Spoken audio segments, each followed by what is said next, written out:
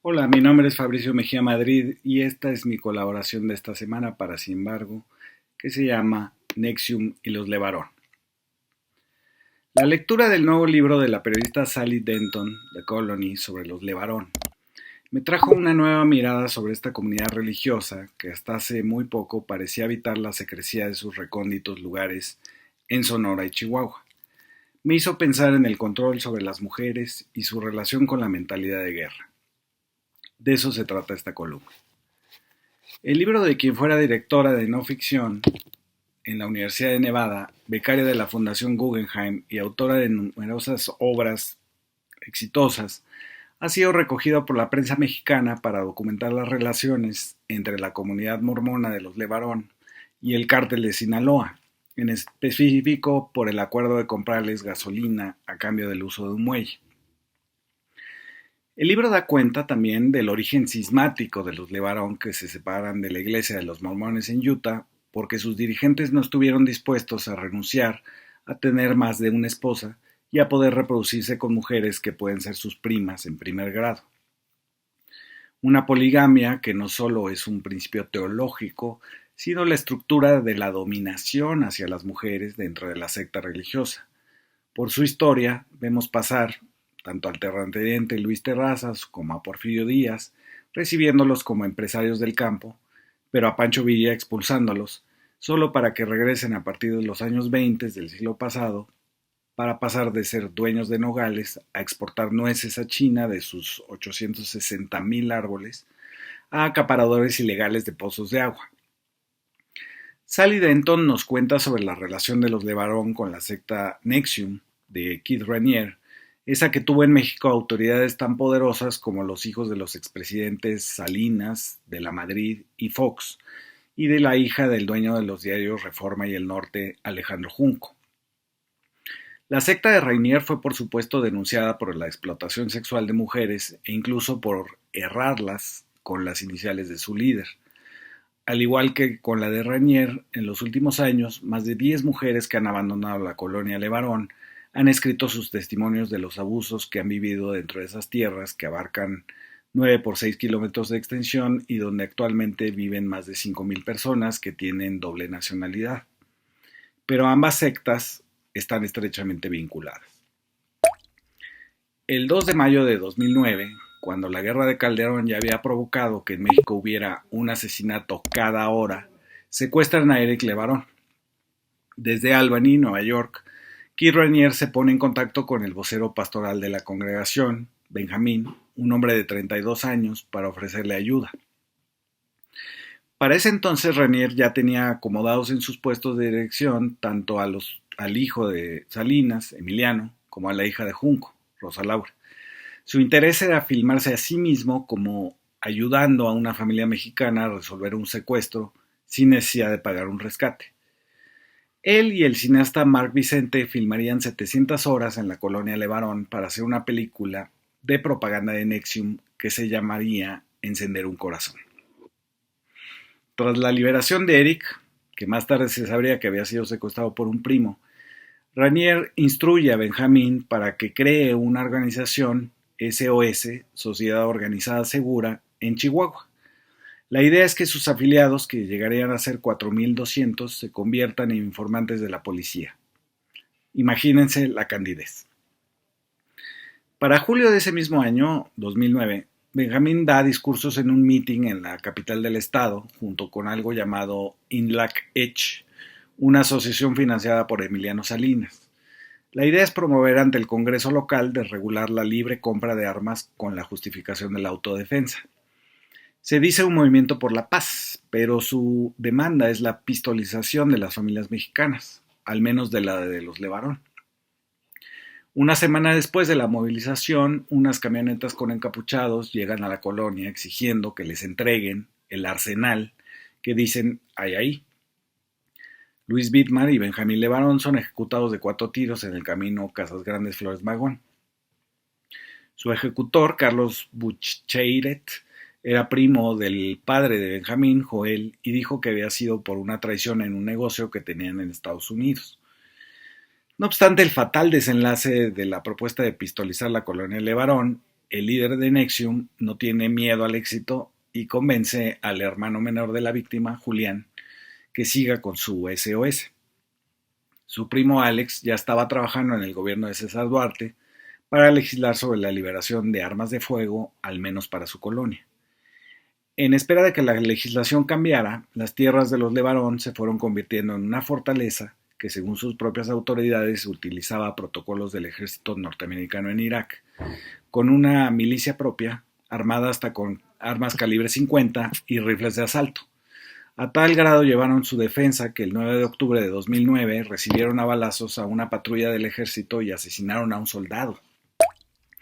En plena consonancia con la militarización de la colonia Levarón, Julián, el nuevo vocero de las SOS de NXIVM y Rainier, se reúne con la caravana de Javier Sicilia, el poeta de los besos, a Felipe Calderón. Según esta enigmática ideología pacificadora, se podía estar, al mismo tiempo, no odiando a los criminales y exigiendo la libre portación de armas de alto calibre. El movimiento de Emiliano Salinas financió estos actos y a la familia de Julián Levarón para que se dedicara a recorrer el país. Sicilia conseguiría que una fundación angélica de Santa Fe le financiara su propio documental llamado El Poeta. Fundación que es de la hija de uno de los mafiosos que fundó Las Vegas. Kit Raniere voló decenas de veces en el avión privado de las herederas del whisky canadiense Seagrams, las Bronfman, a la colonia Levarón. Se fascinó con la estructura de dominación patriarcal que usaba el matrimonio con distintas mujeres como una forma de control social. Según se describe en el libro, a Raniere le interesó especialmente la idea de que eran los varones los encargados de esparcir su semilla, así decía, y las mujeres de cuidarla. Más tarde enseñaría a las mujeres de su secta en Estados Unidos que la feminidad era el sometimiento y la docilidad, que usadas como una moneda de cambio entre varones estrechaban los lazos de autoridad y poder. Eran la enseñanza del estilo de vida de la poligamia de la colonia Levarón.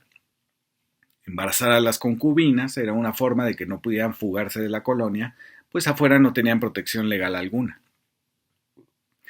En este esquema del fundamentalismo mormónico, las mujeres podían ser tomadas desde los 12 años y embarazarse cada año hasta cumplir 40. El vínculo entre las distintas esposas de un mismo varón cautivó a Raniere.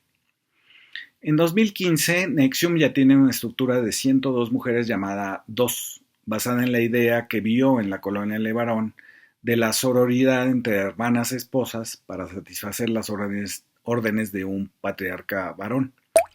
Las mujeres ingresaban por invitación a un programa que se presentaba como dirigido por sus compañeras, pero que en realidad era para prepararlas para tener sexo e hijos con Raniere.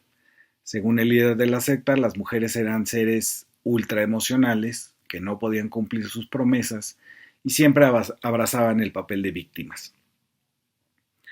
De la colonia Levarón, Raniere se llevó a 11 adolescentes. Iban a enseñarles español a los hijos de los ricos de Nueva York en las escuelas de pre-kinder llamadas Rainbow Cultural Gardens, donde los bebés aprenderían hasta 9 idiomas distintos. Por una módica colegiatura de $120,000 al año, los bebés de la élite neoyorquina podrían presumir que sus hijos pertenecían a la secta de emprendimiento y superación personal, del que decía que con la energía de su mente desactivaba los radares de velocidad de la policía. Las chicas de la colonia Levarón eran niñeras, pero se les llamaba especialistas multidisciplinarias, otra de las enigmáticas mezclas en esta historia.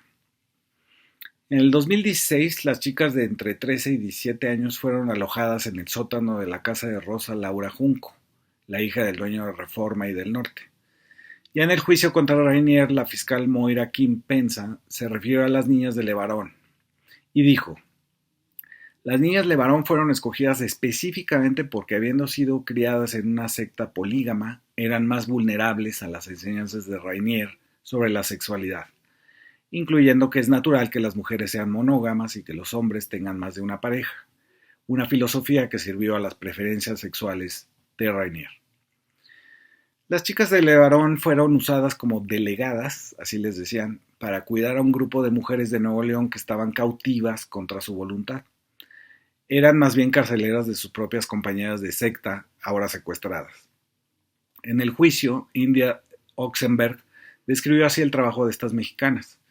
Estaban encargadas de que las mujeres en cautiverio no consumieran más de 500 calorías diarias, un régimen de hambruna porque a Rainier le gustaban ultra delgadas. El 7 de julio de 2016 en Galeana, Nuevo León, Marc Vicente hizo la premier de su película sobre Rainier en la colonia Levarón. Se la dedicaron a Benjamín, que había muerto en una campaña de promoción de las ideas de Nexium. De alguna manera era un mártir de la secta. Después de 120 exhibiciones, el FBI lanzó una orden de aprehensión contra Rainier, que huyó a Puerto Vallarta, donde fue detenido y deportado sin trámite judicial alguno el 26 de marzo de 2018. Hasta la fecha, la prensa mexicana no ha investigado de quién era la casa en donde se escondía, pero probablemente tiene los signos de esta historia: política, abuso sexual y sectas religiosas. A partir de El patriarcado, el libro de Denton también habla de la mentalidad de guerra.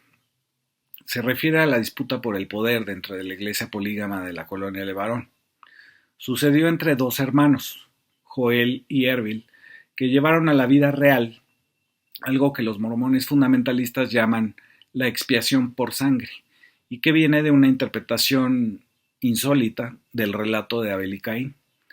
Consiste en señalar a alguien cuyos pecados son tan graves que la sangre de Cristo no puede purgar o purificar. Entonces se impone secretar la sangre del propio pecador. El 20 de agosto de 1972, Erbil asesinó a su hermano Joel y separó a los Levarón para siempre. Una parte se hizo vengativa, reivindicó el supremacismo blanco y se dedicó a establecer una red de tráfico de drogas y armas entre Estados Unidos y México. La otra parte se quedó en su colonia fortificada, temerosa de la existencia de una lista de ejecutables. Como en una mafia, una vez muerto Erbil, no se terminó la matanza, que llegó a eliminar a 50 fieles. Siguió con su hijo, Eber, desde el rancho La Joya en Sonora, que afinó los detalles del tráfico ilegal por la frontera. Pero hacia 1974, Erbil tuvo una revelación: que el ejército norteamericano invadiera México. Comillas, lo cito, porque la libertad y la justicia estaban siendo violadas por las corruptas autoridades mexicanas. Sus palabras todavía se escuchan en los pronunciamientos de los Levarón apenas hace unos días, pero también resuenan en los clamores de Lorenzo Córdoba y Amparo Casar ante el embajador estadounidense en México, pidiendo una intervención contra un gobierno al que por las urnas jamás pudieron derrotar. Muchas gracias por escuchar. Nos oímos y escuchamos la siguiente semana.